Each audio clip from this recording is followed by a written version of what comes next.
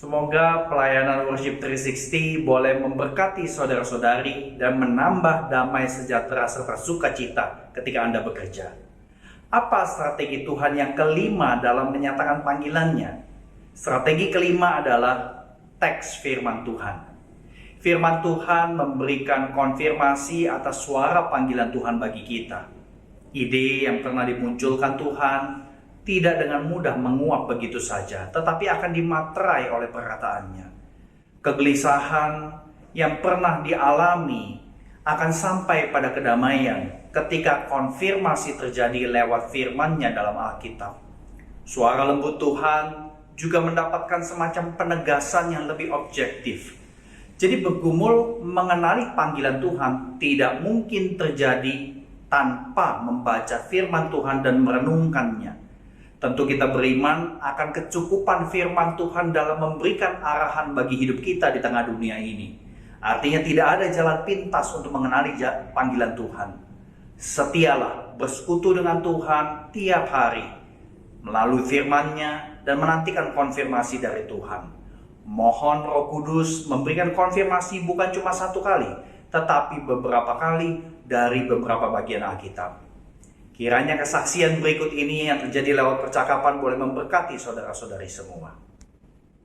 Dan kita bersyukur karena kali ini saya ditemani bisa ngobrol, berbincang-bincang dengan seorang ibu, yaitu Ibu Michelle Cokro Saputro. Shalom Ibu Michelle. Halo, selamat pagi. Pagi. Bisa cerita sedikit mengenai pekerjaan atau usaha yang sekarang ditekuni, digeluti, dan kemudian kurang lebih udah berapa lama mengerjakan bidang tersebut gitu loh. Silakan Bu.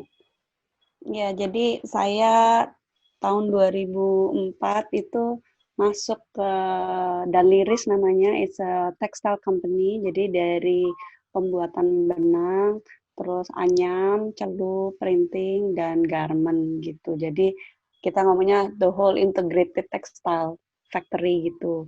Terus di 2012 we start a factory khusus untuk our brand. Di 2013 kita launch batik sebagai brand, our own brand fashion untuk batik, tema batik lah saya gitu. Terus ya. Itu full plate ya. Full plate, iya, plus 3 anak. Belakangan ini kan kita ngomongin orang-orang kerja dari rumah lah, sekolah dari rumah. Saya nggak bisa ngebayangin Ibu Michelle dengan begitu banyak tanggung jawab, gimana manage semuanya gitu ya. Karena kan penyesuaiannya kan bukan cuma penyesuaian cara kerja, tetapi ya dengan konteks Ibu Michelle berarti penyesuaian pengelolaan pabrik, kantor, dan sebagainya gitu ya. Belum lagi urusan rumah tangga. Nah, segala macam disrupsi ini berarti kan udah menimbulkan atau bisa menimbulkan segala macam gejolak lah ya, bisa positif, bisa negatif. Salah satunya krisis ekonomi. Dan banyak lapangan pekerjaan udah terpengaruh nih ya. Nah, kira-kira menurut Bu Michelle, gimana sih orang Kristen khususnya, atau tentu ya masyarakat pada umumnya yang masih punya pekerjaan, tetap bisa melakukan pekerjaan itu sebagai wujud syukur, wujud ibadah kepada Tuhan gitu loh. Jadi untungnya itu dari awal, karena memang pabrik saya itu di Sukoharjo ya, jadi dekat Solo gitu. Jadi memang dari awal itu waktu saya diminta untuk ke Solo, bekerja di Solo itu karena waktu itu di 2004 tuh saya udah setahun lagi sebelum merit gitu ya, saya menikah 2005. Saya tuh udah dalam pergumulan saya juga udah berdiskusi dengan orang tua saya, intinya bahwa saya itu tidak bisa full time di Solo. Jadi waktu itu saya nomor satu prioritas saya adalah suami, dan kemudian of course kita harus membangun keluarga dan kemudian anak-anak. Jadi memang sebenarnya dari 2005, jadi which is 15 tahun lalu, saya tuh memang sudah tidak bekerja 9 to 5 setiap hari gitu. Jadi saya sambil misalnya mandiin anak, saya sambil telepon, saya sambil itu, ketika itu baru ada Yahoo Messenger gitu ya. Jadi belum ada all this technology juga, maksudnya baru transisi gitu. Jadi baru ya itu saya menggunakan all those technology dari awalnya. Saya kayaknya pertama kali yang pakai BlackBerry kayak gitu yang masih kotak besar gitu. Jadi memang dari awal tuh karena prioritas hidup saya itu ke keluarga, jadi memang pekerjaan itu saya manage sedemikian rupa supaya saya hanya di Solo itu kira-kira 1,5 hari. Bahkan ketika saya masih menyusui apa itu saya cuma di Solo pagi berangkat jam 5, flight jam 5 pagi, jam 6 sore pulang ke Jakarta gitu. Jadi kalau orang Jawa ngomongnya lajur gitu ya. Jadi cuman back and forth gitu, commute aja gitu, Jakarta Solo. Nah, tapi saya ketika itu melakukannya karena prioritas saya. Jadi sebenarnya this work from home thing sebenarnya bukan disrupsi terhadap saya karena saya udah menjalaninya for the 15 years gitu. Nah, karena prinsip itu sih gitu. Itu yang membedakan. Maksudnya kenapa kok saya melakukan itu dan saya prove to our parents emang orang tua saya orang yang terbiasa dengan itu 7 to 6 malahan. Jadi kalau pekerjaan 8 to 5, orang rajin tuh 7 to 6 gitu ya, harus mau lembur, harus apa, bekerja keras. Tapi saya buktikan bahwa apa dengan menjunjung prinsip saya itu bukan berarti pekerjaan saya itu lengah gitu, bahwa result-nya tetap ada. Saya membuktikan bahwa bahkan di rumah pun ya saya bekerja gitu. Yes, I just manage it sedemikian rupa supaya I can still be the woman who I am dengan prinsip saya, dengan apa ya, dengan ya apa yang menurut saya should be my priority, tapi tetap melaksanakan pekerjaan dengan baik. Nah, itu berarti of course ada konsekuensinya gitu. Kayak misalnya I have to delegate. Kalau dulu tuh perusahaan kami tuh lebih kayak monarki gitu. Ya, jadi terus lebih kayak kerajaan gitu, di mana ya yang ownernya adalah raja, dewa, Tuhan gitu ya, seolah-olah seperti itu. We have the absolute power to decide of everything. Nah, sejak 2005 saya habis menikah tuh kemudian ayah saya sakit, dia stroke, terus kemudian dia incapable of taking care of the company. Nah, jadi ketika itu saya sudah mulai transisi untuk jadi kayak mungkin pejabat dari presiden direktur gitu ya. Dari 2006 saya terus kemudian menggantikan ayah saya gitu. Nah, jadi sebenarnya it was a natural transition gitu.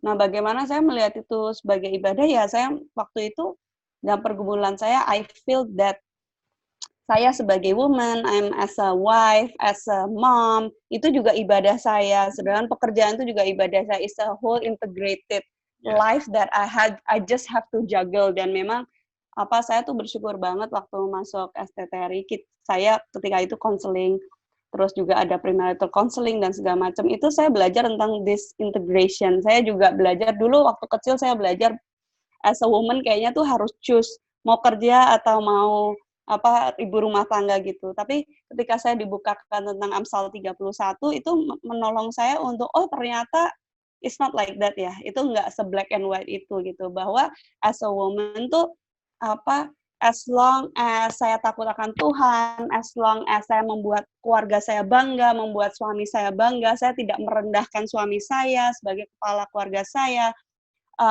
dan I can manage all those things gitu. Ya, yang penting buat saya, I think the key word itu adalah I just have to manage gitu. Saya nggak usah melakukan segalanya saya sendiri gitu, but I have to harus cukup cerdik untuk melakukan itu. Dan saya melihat itu sebagai ibadah saya gitu. Jadi saya nggak melihat pekerjaan saya sebagai suatu keharusan just for the sake of money gitu. Dan waktu itu maksudnya Pak Yakub itu juga dulu mengingatkan saya, ini ibadah because saya melayani orang-orang, ribuan orang ini gitu kan. Jadi saya nggak bisa asal ya udah saya nggak mau kerja lagi deh, udah pecat aja semua atau saya tutup aja semua atau just kayaknya keputusan-keputusan yang seolah-olah mudah gitu ya, but I'm responsible for their life gitu. Jadi itu yang menurut saya mendasari setiap keputusan saya, mau terus, mau enggak, mau libur, mau enggak, mau bayar 50% of the gaji or not, kayak gitu-gitu ya, itu mendasari setiap keputusan pekerjaan saya gitu. Ya. Jadi itu sih overall-nya ya bagaimana menurut saya ibadah itu sendiri, because for me ibadah is like saya glorify Tuhan. Yes, yes. Menurut saya ya gitu. When I worship, ketika saya bilang ibadah itu, saya misalnya asumsi orang awam, oh saya ke gereja beribadah, itu asumsi saya glorify God gitu. Nah, jadi tapi bagi saya kalau saya bilang ini semua itu ibadah, berarti ketika saya being as a wife or being as a mom or being as a director or just as a worker, then I have to glorify God in every aspect of my life gitu. Jadi setiap decisions that I make, setiap keputusan-keputusan yang saya ambil itu, ya itu harus memuliakan Tuhan gitu. Yes. So that's how I see ibadah itu ya dalam hidup saya. Saya bersyukur sekali karena Bu Michelle mencoba untuk melihat ada payung identitas lebih besar di dalam semua peran yang Anda jalankan sehari gitu ya. Nah, ada nggak di dalam konteks krisis sekarang ini ya, perkataan, ajakan, dorongan, motivasi yang Ibu Michelle berikan kepada karyawan yang begitu banyak supaya mereka bisa bekerja ya dengan sebagai sebuah wujud syukur gitu loh. Iya, jadi sebenarnya bahkan sebelum pandemi Bu kan ya saya cukup gaul di Instagram saya dan a lot of my followers are my people gitu. Jadi banyak stalkernya. Jadi mereka sebenarnya bisa open communication with me 24/7 basically. Mereka suka DM, mereka suka tanya, and I'm quite open with them. Saya cukup terbuka dengan mereka, memberikan informasi apa yang terjadi gitu ya. Jadi misalnya mau ada misalnya zona merah atau apa yang terjadi di pabrik gitu. Jadi memang dari awal-awal pandemi itu saya udah menginformasikan, ini ada pandemi seperti ini, but don't worry, maksudnya dari kita akan terus, memang ada kecemasan kayak buyer kita pending order, buyer kita misalnya nggak bayar dan sebagainya. Memang saya tidak memberikan too much detail supaya mereka nggak juga panik gitu ya. Tapi saya memberikan, ayo yang penting kalian hidup sehat, kalian jaga kesehatan, jangan bergerombol. Saya juga ketika masih bisa ke Solo itu saya cek all our facilities, make sure everybody go according to prosedurnya gitu. Terus tapi itu saya juga bilang, kamu harus jaga kesehatan and I will fight my battle. Itu peperangan saya adalah saya memastikan kita ada order misalnya kayak gitu. Jadi saya sering tanya kalian khawatir apa sih gitu, ya kan? Jadi dan kebanyakan orang saya lebih khawatir nggak punya kerjaan daripada coronanya sendiri gitu. Kayaknya berarti perut sangat penting ya. Maksudnya I think perasaan aman bahwa mereka punya pekerjaan, masih bisa gajian apa enggak, THR akan dibayar apa enggak, karena kan THR mesti dibayar bulan Mei gitu kan. Jadi mereka sangat takut dan memang saya tahu kebutuhan orang-orang saya itu mereka sangat membutuhkan THR ini. Biasanya mereka gali bahwa mereka itu sangat membutuhkan every penny ya, setiap sen dari uang yang mereka dapat. Jadi ya saya bilang kalau Anda mau itu let's work hard gitu loh. Mari kita ini, saya akan mengusahakan semampu saya gitu. Jadi mereka tahu bahwa kita ini bekerja bareng gitu. Kita ini berjuang bareng, bahwa saya tidak meninggalkan mereka, bahwa saya tidak asal ya udah yang penting saya ngirit gitu. Yang penting perusahaan, dan saya mengerti, saya bukan tidak mengerti ya. I think I understand ketika banyak businessman berusaha gaji 50% dulu, karena mereka memikirkan tidak hanya bulan ini, mereka memikirkan harus sampai akhir tahun bagaimana. Mereka juga harus meranggas lah untuk bisa hidup gitu. Tapi at the same time, again karena saya melihat ini sebagai ibadah ya, gitu. Apakah dengan saya memotong ini orang saya itu bisa hidup gitu? Kalau saya tidak bisa hidup, menurut saya itu tidak sejalur dengan bagaimana saya berusaha memuliakan Tuhan gitu. Jadi ya I try my best untuk menjelaskan kepada orang-orang saya, I try my best untuk membayar mereka sesuai waktunya, dan I think I try to communicate as much as possible with my people gitu throughout the process gitu. I think keterbukaan itu sangat penting sih bagi orang-orang saya, maksudnya bagi kami gitu ya. Itu sih. Well, thank you so much loh, karena ini sharing ini penting sekali, karena jujur saya nggak bisa ngebayangin saudara-saudari kita seperti Bu Michelle yang adalah pengusaha. Bukan cuma mikirin lumbung nasi rumah tangganya sendiri kan, ini mesti mikirin ribuan karyawan gitu ya. Iya, iya. Dengan krisis kayak begini kan berarti kan, ya tadi Bu Michelle kelihatannya kan dalam tanda petik enteng. I have to manage everything. Oh, okay. Nggak kebayang. So many details yang Iya. mesti dipikirin dan sebagainya gitu kan. Nah, di tengah-tengah proses pergumulan Bu Michelle sebagai pengusaha dan yang ngajak karyawan nggak khawatir, tetap work hard dan sebagainya, mengerti kultur karyawan di Indonesia, buruh dan sebagainya. Saya percaya ada dinamika-dinamika yang membuat kerohanian Bu Michelle itu makin mendalam gitu ya. Nah, bisa cerita nggak mengenai aspek itu? Iya, jadi ke-1 saya tahu bahwa beban yang Tuhan berikan ini tuh bukan untuk saya avoid. Beban sebagai pengusaha ini bukan, jadi seperti orang mungkin punya beban pelayanan gitu ya, menjadi itu.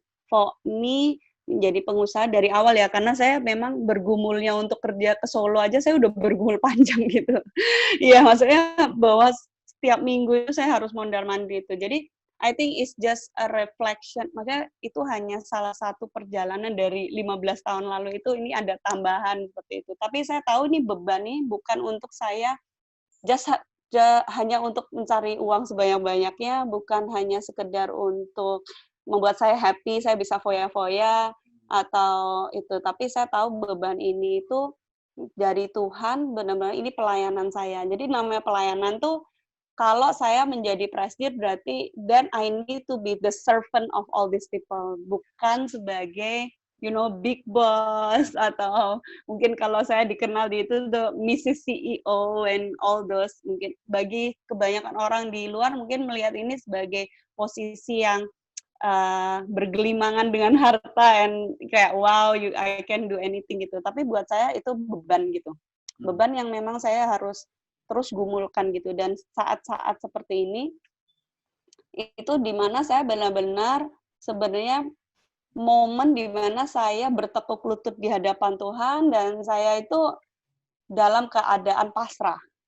Ya, in normal times itu bisa diselesaikan hanya, bukan saya nggak bilang tidak memerlukan Tuhan ya, tapi most of the time itu karena mungkin sudah wired, jadi kayak oke, lakukan ini ya gitu. Doa sih pasti ya, tapi kayaknya tuh itu nggak kayak roller coaster gitu. Jadi kalau gini nih, dan saya dalam 15 tahun itu saya mungkin udah ngalamin 3-4 kali di mana ekonominya tuh drop gitu ya, atau maksudnya at least the industry itself atau apa gitu. Jadi these are the moments di mana saya itu bertekuk lutut dan Tuhan, saya ini saya kayak anak kecil yang nggak ngerti kalkulus istilahnya gitu.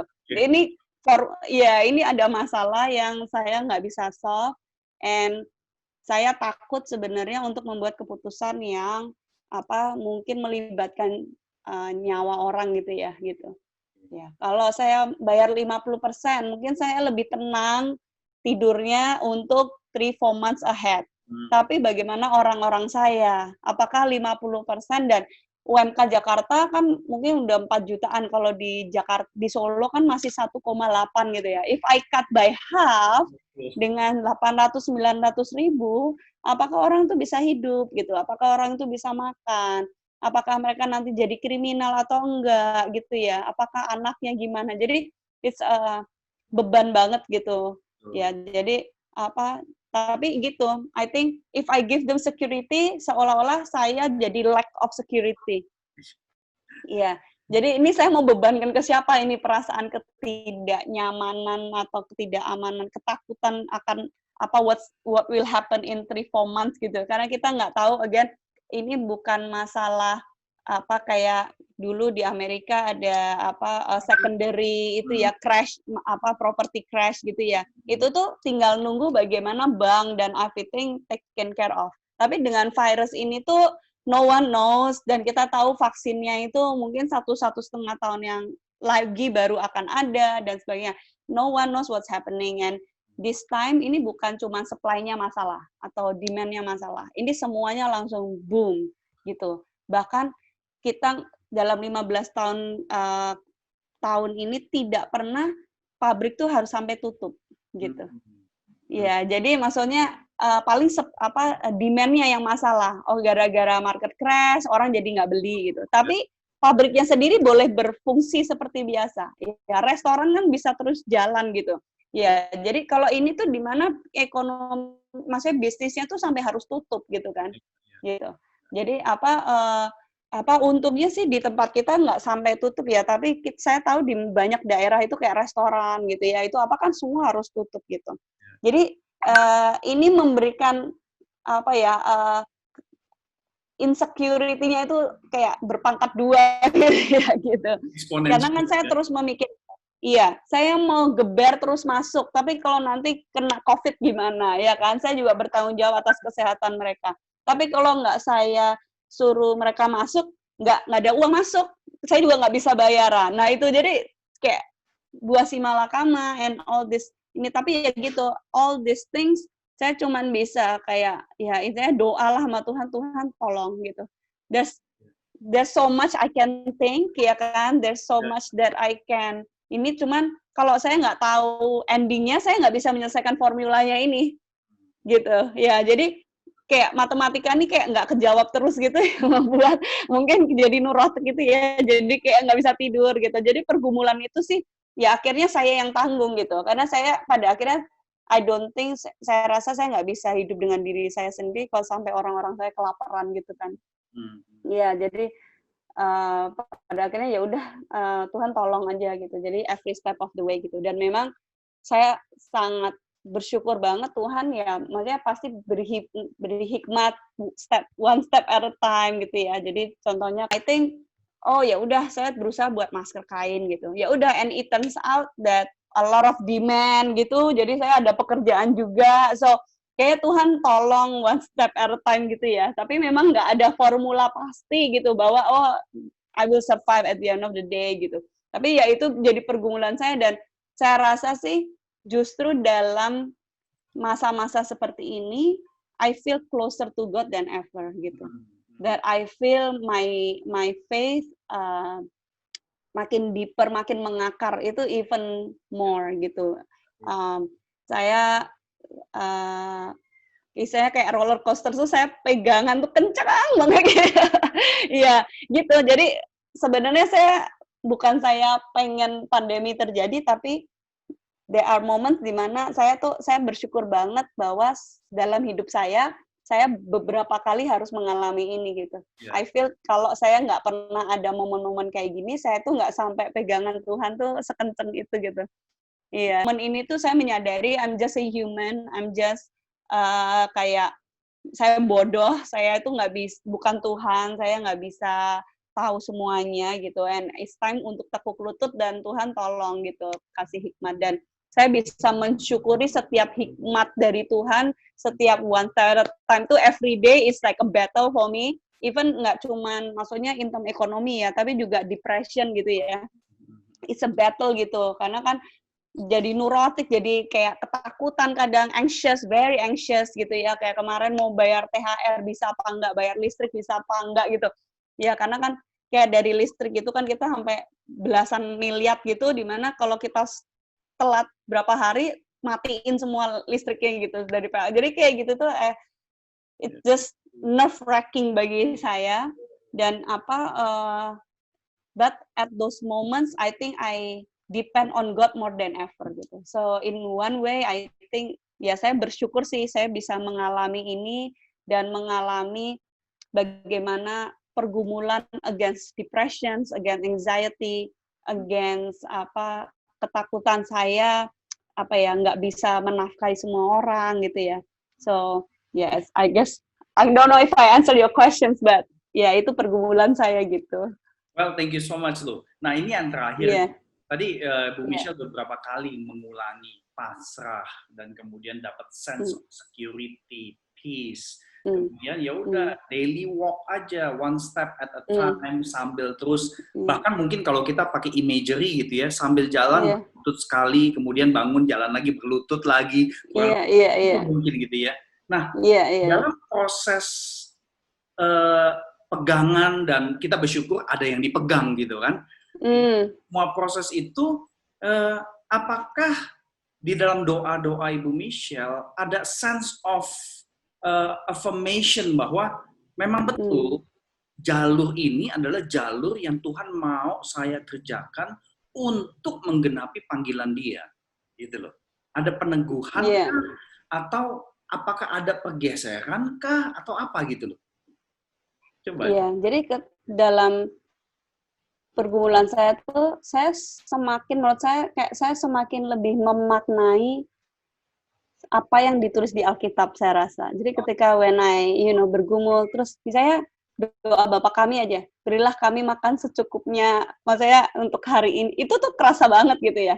Mungkin ketika doa dalam in normal times, you just like, kita ngomong tuh kayak nge-rap aja, udah keluar dari mulut tuh tanpa kerasa gitu. Tapi begitu, autopilot gitu, karena udah born Christian, all my life Christian, jadi apapun ya udah keluar aja, udah nggak mikir gitu. Tapi justru dalam saat-saat seperti ini, baca doa mengutarakan doa Bapa kami itu benar-benar kerasa banget gitu.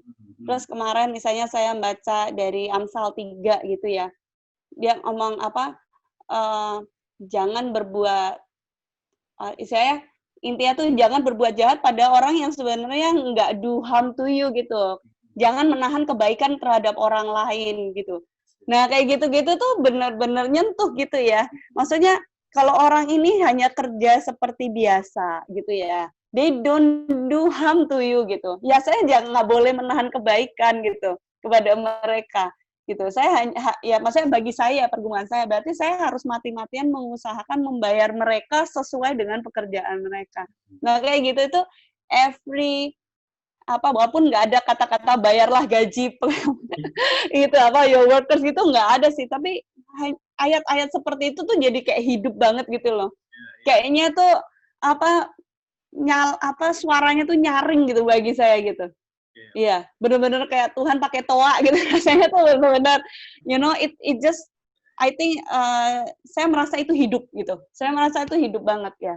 Dan makanya kenapa saya bilang tadi justru all these moments walaupun berat banget and really is a battle against my own mental health gitu, tapi nggak pernah saya merasa Tuhan tuh hilang. Justru di saat-saat ini tuh I feel God's presence tuh more and more. Ayat-ayat Alkitab, doa itu bener-bener nyala hidup gitu ya. Karena gitu every word tuh so meaningful for me gitu. Jadi begitu membaca tuh kadang-kadang bisa nangis kayak gitu ya gitu. Jadi I really enjoy walaupun juga ada deg-degan gitu.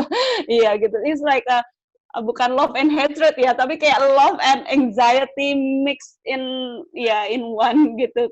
Ya, itu sih, tapi I really feel that these moments itu membuat saya merasa God's word tuh alive banget.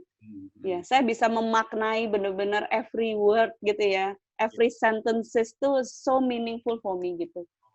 Wow, that's beautiful ya. Yeah. Jadi in a way apa yang dilalui saat ini justru adanya firman Tuhan itu malah meneguhkan gitu ya, bahwa yang Bu Michelle kerjakan, memikirkan begitu banyak perut manusia dan sebagainya, itulah yang Tuhan mau Bu Michelle kerjakan dan berikan firman perkataannya untuk benar kok, nggak salah kok, udah jalanin. Semacam karena kadang-kadang apa yang mau saya lakukan mungkin kebodohan buat orang lain kan. Misalnya antar business people, maksudnya saya banyak punya teman-teman itu yang businessmen, and dia juga ngomong kalau misalnya restoran, kamu nggak ada income, kamu ngapain kamu bayar? Ya kamu nggak bisa bayar dong. Maksudnya it's very rational ya kan.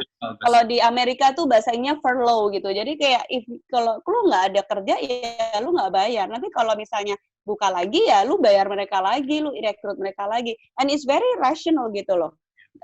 Dan banyak orang di sini melakukan itu. Kamu cuman kerja work from home, itu paling kan 50% ya, you pay 50%, like what's wrong with it gitu loh. And tapi itu a battle for me gitu loh, karena saya tahu orang-orang ini kebanyakan yang kena adalah orang-orang yang UMR gitu loh. And UMR even buat saya aja not enough, apalagi buat mereka gitu kan. Maksudnya saya aja nggak bisa gitu. And I admit, saya aja nggak bisa. Saya 2 kalinya UMR aja saya nggak bisa hidup. gitu loh. Jadi how can I expect them to have 50% dari UMR gitu. Jadi itu is a battle for me gitu. Dan ayat-ayat, jadi kadang mungkin buat orang lain saya gila gitu loh, bahwa saya tuh bodoh banget gitu loh. Kenapa? Kamu tuh nggak mikirin ya 5 bulan lagi ya? Kamu tuh kenapa dalam keadaan ini tuh seolah-olah saya menghabiskan uang semua. Jadi kayak kalau ngomongin tuh kemarin saya juga lagi baca gitu kayak Elia gitu, kayak Elisa. Kayak minyak saya tuh di di apa ya kendi atau good ini tuh tinggal tempayan ini tuh tinggal sedikit banget. Masa saya kasih semua gitu loh. Kan bagi orang tuh gila banget kan. Kalau bagi businessman, saya harus divide sekecil mungkin, sebanyak mungkin supaya saya bisa hidup selama mungkin gitu loh. Tapi maksudnya saya mau kasih orang lain, saya habiskan gitu. Jadi nah, kayak gitu itu ketika saya baca tuh nyala banget tuh dalam hidup saya tuh kayak, oh berarti, dan ketika membaca itu berarti saya tuh iya Tuhan, mereka orang-orang saya itu enggak do evil to me. Kenapa kok saya menahan kebaikan pada mereka? Oke Tuhan, saya cuma punya ini cuma 1 cup doang nih, cukup hanya untuk bulan ini. Tapi ya buat saya it's a step of faith ya, gitu loh. Dan ya jadi bagi saya ya, tapi ya ketakutan banget maksudnya dalam berbulan tuh iya gitu, karena I know that rationally itu mungkin bodoh gitu loh. This is something yang nggak rasional, secara matematika nggak benar apa gitu. Tapi ketika itu ya Tuhan, pokoknya saya komit deh. Kalau dan saya benar-benar kerasa kayak ketika Tuhan bilang misalnya apa itu orang yang persembahan dalam kekurangan mereka tuh jauh lebih berharga kan daripada itu kerasa banget. Mungkin kalau saya nggak ada di pandemi ini, saya persembahan perpuluhan apa tuh enteng banget kan, ya udahlah ya itu autopilot lancar gitu kayak ya udah whatever lah, itu 10% udah milik Tuhan, udah nggak rasa gitu. Tapi kayak gini tuh kayak benar-benar event pekerjaan, bukan dari tabungan rekening, event pekerjaan aja udah rasanya persembahan gitu, kayak saya memberikan semuanya apa yang saya ada, ya udah saya kayak gitu. Jadi itu makanya saya bilang event pekerjaan ini kerasa kayak ibadah banget buat saya, karena benar-benar setiap step of the way itu I feel that I have to give it all gitu.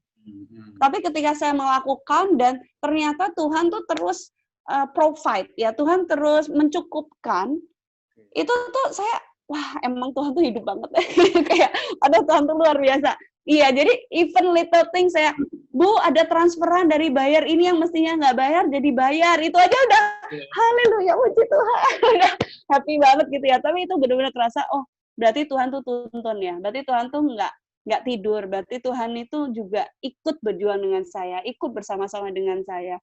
And to show that He is God, that He is the provider, that He is alive. Bahwa nggak ada yang mustahil ketika tuh saya taat gitu loh. Ketika saya menghidupi Alkitab itu ya kan, every sentence tuh saya hidupi dengan segala kekurangan saya ya. Saya sama sekali bukan saint orang sempurna, but saya try my best untuk menghidupi setiap sentence itu.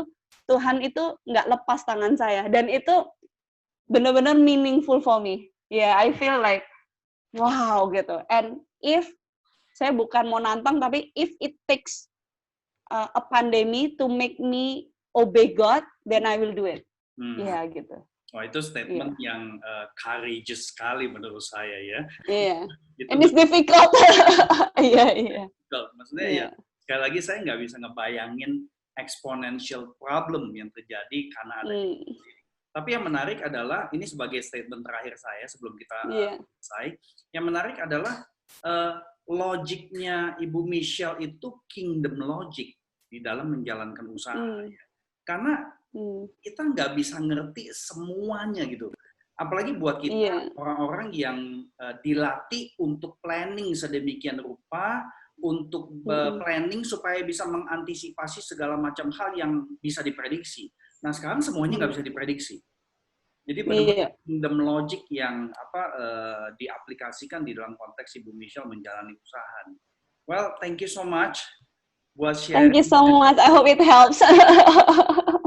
Menolong sekali, khususnya buat teman-teman yang pengusaha. Karena memang ini satu pergumulan yang luar biasa, dan tidak banyak orang yang bisa membayangkan pergumulan seorang pengusaha kalau bukan pengusaha yang bicara. Dan saya kira sharing ini akan Hmm. sangat memberkati sekali. Ya, dan Terima kasih. keyakinan bahwa firman Tuhan itu bisa dihidupi di dalam dunia bisnis Iya. seperti ini, saya kira itu sangat-sangat penting sekali. Meskipun saya ngerti, it is easier said than done. Yes. Ya, jadi Di balik senyum ini banyak tangisan di malam hari. Iya, itu. yang benar-benar cuma Tuhan yang tahu, jangan-jangan gitu ya. Iya. Well, Yeah, but you know, just trust that God is alive and God is with you. yes. And you know the Lord will always bless you and keep you, you know, no matter what. And justru dalam pandemi ini you will feel every sentence of that. And I hope that all the audience tuh juga merasakan itu, hidupnya Tuhan di saat-saat ini gitu. Kadang dalam kegelapan sinar Tuhan yang kadang nggak kelihatan tuh jadi shine so brightly gitu. And I hope that most people who will see this talks ya akan juga merasakan itu seperti saya. Well, thank you so much. Thank you for having me. Kebaikannya untuk waktunya untuk bisa Yeah. kita semua. Tuhan Yesus memberkati. Yes. Ya.